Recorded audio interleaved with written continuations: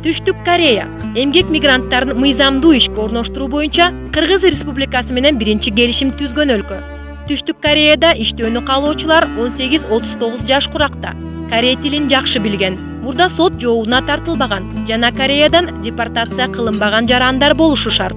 Алар жылына бир жолу өткөрүлүүчү корей тили боюнча тестирлөөгө катышат. Тесттен өткөн жарандарга иш орундары кепилденбейт. Алар болгону ишке орношууга арыз берүү укугуна ээ болушат. Талапкерлер төмөндөгү документтерди даярдоосу зарыл.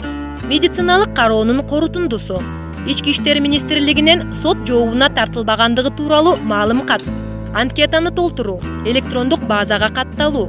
Негизинен кыргыз жарандары Түштүк Кореянын өнөр жайышканаларында ишке орноштурулат.